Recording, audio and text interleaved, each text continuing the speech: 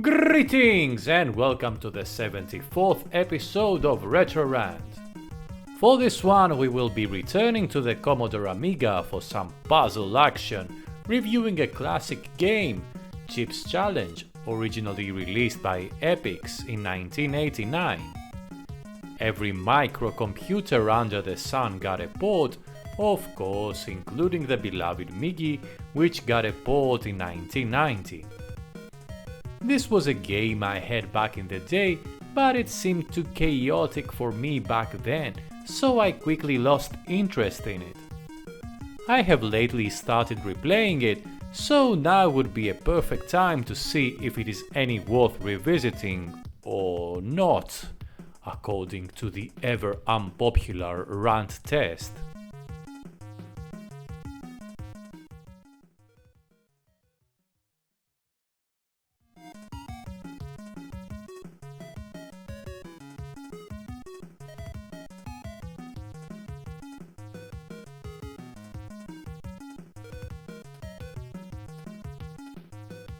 You control the aptly named Chip McCallahan, and you have met the also aptly named Melinda the Mental Marvel. She has a very exclusive nerd club, the Bitbusters. Naturally, Chip wants to have his bits busted, so he begs for a chance to obtain membership. But it won't be that easy, because first he has to prove himself worthy by passing some puzzles. The game's objective is to gather enough chips in every level so that a chip socket can be opened, and this usually leads to the exit of the level. This sounds simple enough, but believe me, it is not, because there are various challenges that you have to overcome in each level that will test your wits, your skill, and most of all, your mental prowess. The game's graphics certainly aren't going to rock your world, but they get the job done. The Amiga version's graphics is by far my favorite. I have played the C64 port, and although the movement is fluid, the graphics are hard to distinguish. The Windows version is clear enough, but the movement is very jerky. The worst is the Amstrad version, which, surprise surprise, is simply painful to play because of the slow and jerky movement. The game's music is truly something else. Let's see, what does a composer have in mind when writing music for a puzzle game? Definitely something positive, relaxing, and non-obtrusive that will help the player concentrate and enjoy the mental calisthenics that are demanded of him. For examples, see Lemmings, Pushover, Exit and Benefactor. Well, the composer of Chip's Challenge has the honor of writing the most annoying, obtrusive and wildly inappropriate music for a puzzle game in any platform ever. A music that is certainly going to bust your bits. The best part about the music of Chip's Challenge is that you can turn it off by pressing F1, although I will leave it on for this review so that you will suffer along with me. The game is controlled with joystick and, like Worthy, it is grid-based. Unlike Worthy, grid movement works quite well for Chip's Challenge, although still not perfectly. The game has quite complicated mechanics, but it does a great job at gradually explaining them, easing the player in a sort of tutorial section at the initial levels. Various colored keys open the corresponding doors. There are various power-ups that will help you overcome different flaws like fire, ice, water, etc.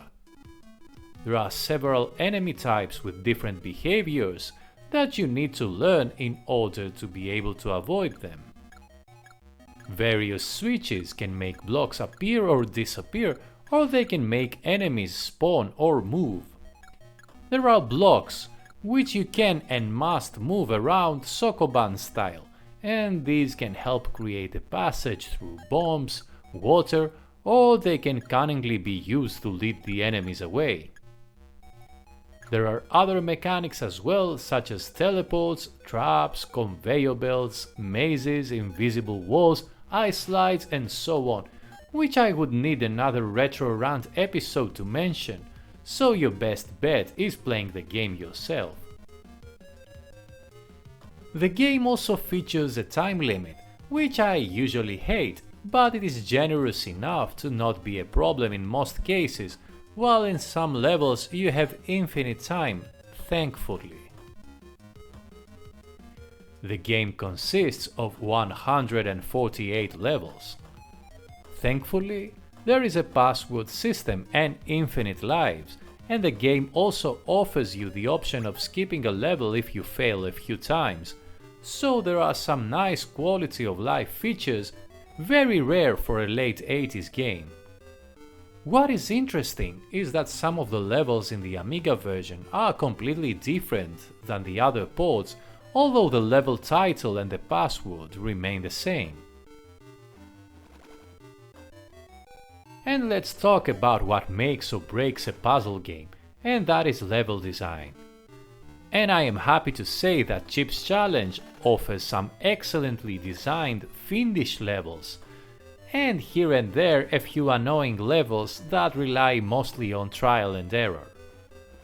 A problem is the small game area, which lets you view only a small portion of the level, and this becomes annoying when you have to lie in a block precisely or be ready to avoid an oncoming body.